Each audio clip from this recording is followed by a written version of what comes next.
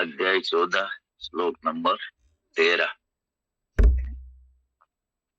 अप्रकाशो अप्रवृत्तिश्च प्रमादो मोह एव च तमस्य तानि जायन्ते विवृद्धे कुरुनंदन।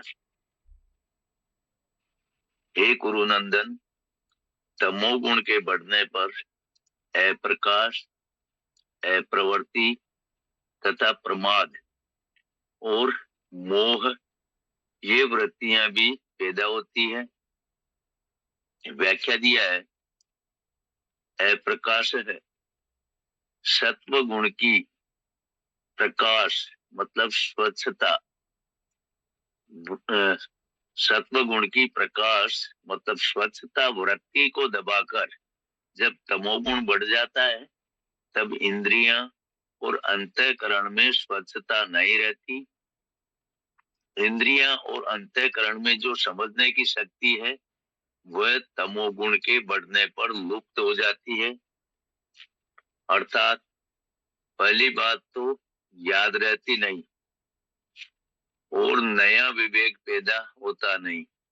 इस वृत्ति को यहाँ अप्रकाश कहकर इसका सत्व गुण की वृत्ति प्रकाश के साथ विरोध बताया है। अप्रवृत्ति रजोगुण की वृत्ति प्रवृत्ति को दबाकर जब तमोगुण बढ़ जाता है तब कार्य करने का मन नहीं करता, निरर्थक बैठे रहने अथवा पड़े रहने का मन करता है, आवश्यक कार्य को करने की भी रुचि नहीं होती। ये सब अप्रवृत्ति वृत्ति का काम है। प्रमाद है न करने लायक काम में लग जाना और करने लायक काम को न करना तथा जिन कामों को करने से न पारमार्थिक उन्नति होती है, न सांसारिक उन्नति होती है, न समाज का कोई काम होता है और जो शरीर के लिए भी आवश्यक नहीं है, ऐसे बीड़ी सिगरेट ताश चौपड़ खेल तमाशे आदि कार्यों में लग जाना प्रमाद वृत्ति का काम है। मोह तमोगुण के बढ़ने पर जब मोह वृत्ति आ जाती है तब भीतर में विवेक विरोधी भाव पैदा होने लगते हैं। क्रिया के करने और न करने में विवेक काम नहीं करता। प्रत्युत मूढ़ता छाई रहती है जिससे पारमार्थिक और व्यवहारिक काम करने की सामर्थ्य नहीं रहती। एवं इन पदों से अधिक निद्रा लेना, अपने जीवन का समय निरर्थक नष्ट करना, धन निरर्थक नष्ट करना आदि जितने भी निरर्थक कार्य है उन सबको ले लेना चाहिए। तमस्य तानि जायन्ते विवृद्धे कुरुनंदन, ये सब बढ़े हुए तमोगुण के लक्षण है। अर्थात जब ये अप्रकाश अप्रवृत्ति आदि दिखाई दे तब समझना चाहिए कि सत्वगुण और रजोगुण को दबाकर तमोगुण बढ़ा है। सत्व, रज और तम ये तीनों ही गुण सूक्ष्म होने से अतीन्द्रिय है, अर्थात इंद्रियां और अंतःकरण के विषय नहीं है। इसलिए ये तीनों गुण साक्षात दिखने में नहीं आते, इनके स्वरूप का साक्षात ज्ञान नहीं होता। इन गुणों का ज्ञान, इनकी पहचान तो वृत्तियों से ही होती है, क्योंकि वृत्तियां स्थूल होने से वे इंद्रियां और अंतःकरण का विषय हो जाती है। इसलिए भगवान ने 11वें, 12वें और 13वें श्लोक में क्रमशः तीनों गुणों की वृत्तियों का ही वर्णन किया है, जिससे अतीन्द्रिय गुणों की पहचान हो जाए और साधक सावधानी पूर्वक रजोगुण तमोगुण का त्याग करके सत्व गुण की वृद्धि कर सके। मार्मिक बात दिया है, सत्व, रज और तम तीनों गुणों की वृत्तियां स्वाभाविक ही उत्पन्न, नष्ट तथा कम अधिक होती रहती है। ये सभी परिवर्तनशील है। साधक अपने जीवन में इन वृत्तियों के परिवर्तन का अनुभव भी करता है।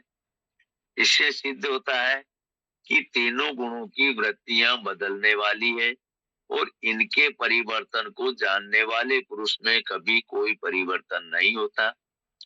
तीनों गुणों की वृत्तियां दृश्य है और पुरुष इनको देखने वाला होने से दृष्टा है। दृष्टा दृश्य से सर्वथा भिन्न होता है, ये नियम है। दृश्य की तरफ दृष्टि होने से ही दृष्टा संज्ञा होती है। दृश्य पर दृष्टि न रहने पर दृष्टा संज्ञान रहित रहता है।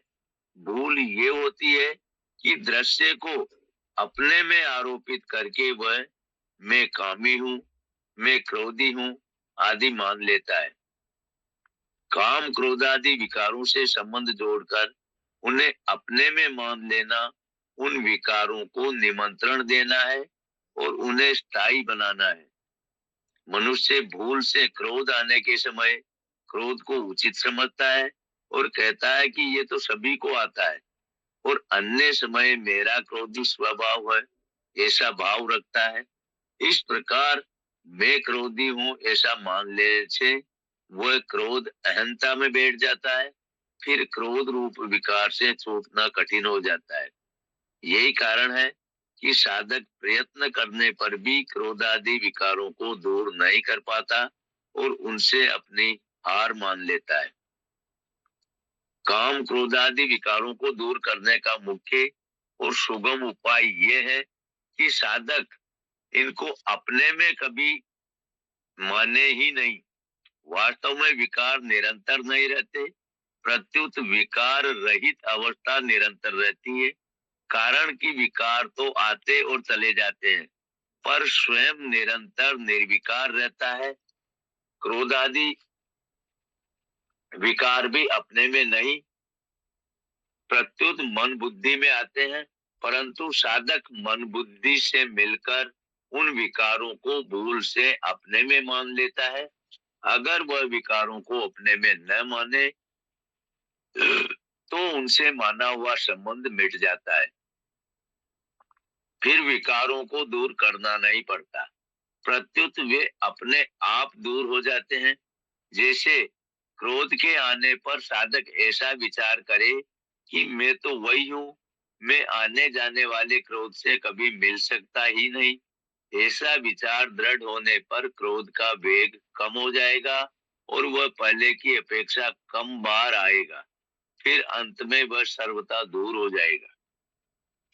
भगवान पूर्वोक्त 3 श्लोकों में क्रमशः सत्वगुण, रजोगुण और तमोगुण की वृद्धि के लक्षणों का वर्णन करके साधक को सावधान करते हैं कि गुणों के साथ अपना संबंध मानने से ही गुणों में होने वाली वृत्तियां उसको अपने में प्रतीत होती है। वास्तव में साधक का इनके साथ किंचित मात्र भी संबंध नहीं है। गुण एवं गुणों की वृत्तियां प्रकृति का कार्य होने से परिवर्तनशील है और स्वयं पुरुष परमात्मा का अंश होने से अपरिवर्तनशील है।